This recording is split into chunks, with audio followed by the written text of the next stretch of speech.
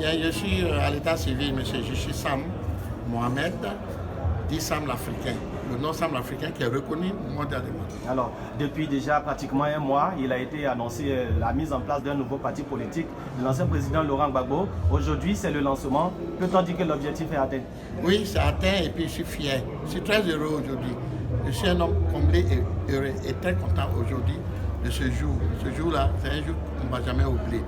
Parce que notre mentor, notre président, notre entraîneur de notre équipe de football, la nouvelle équipe de football qui sera mise en place avec des grands joueurs, et avec un grand capitaine, et le président Laurent Gbagbo même qui est l'entraîneur, qui va nous guider, qui va nous montrer comment est-ce qu'on doit jouer pour gagner tous nos matchs.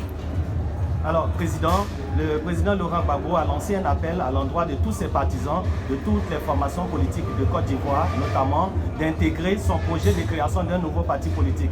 Est-ce que le NACIP, dont vous êtes le président, quelle est la position? La position de la NACIP, elle reste toujours vivante. Nous, on reste toujours vivants. Nous allons rentrer dans la plateforme qui sera mise en place après ce congrès. Parce qu'après ça, il va y avoir la plateforme pour ceux qui ne veulent pas dessus les partis, mais qui vont être dans la plateforme. Et moi, je pense que ce serait la meilleure façon de faire la politique. On garde notre parti politique et on rentre dans la plateforme. Nous, vous savez tous que moi, je soutiens le président Gbagbo 100%. Et je suis avec lui, où il met son pied, je mets mon pied. Le parti va rester toujours vivant. D'accord. Président, à cet appel, tout le monde n'a pas encore répondu favorablement. Il y a même certains noms qui circulent, notamment le parti du président, du ministre Charles Blé Goudé, qui ne s'est pas encore décidé. On parle également aujourd'hui la présence qui n'est pas précisée de l'ex-première dame. Votre commentaire? Mais vous savez que la première dame n'est pas en Côte d'Ivoire. Oui. Donc comment elle peut être présente? Tout le monde sait qu'elle n'est pas là. L'ex-première dame avait exprimé il y a peu un manque de considération à son égard. Bon, vraiment, je ne vais pas rentrer dans les débats. Ça, c'est le débat interne du FPI, de l'ex-FPI. Donc, je ne rentre pas dedans, s'il te plaît. Ça, c'est un truc même, c'est un truc de famille.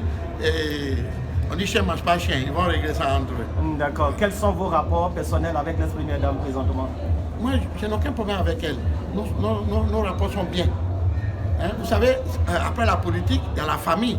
Donc, il y a longtemps, je suis avec eux, donc je n'ai aucun problème avec elle. D'accord. Président, est-ce que l'absence de l'ex-première dame à un rassemblement comme le Congrès constitutif, ne croyez-vous pas que ce sera déjà un mauvais départ? Non, je ne réponds pas à ça. Je ne réponds pas à ça. Je suis sûr, voyez les choses évoluer. Voyez les choses évoluer. Et puis, le jour va nous donner raison.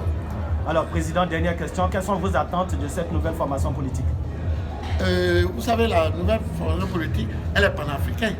Elle est panafricaine et je pense que je vais lancer un appel à toute l'Afrique de se reconnaître dedans et d'intégrer dedans.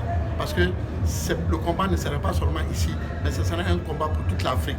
Parce que n'oubliez pas, le président Laurent Gbagbo a une histoire très importante dans laquelle il s'est fait humilier, il s'est fait ridiculiser, il s'est fait emprisonner pendant des années pour ne pas céder à des personnes qui montent des complots, qui veulent piller la richesse et qui veulent...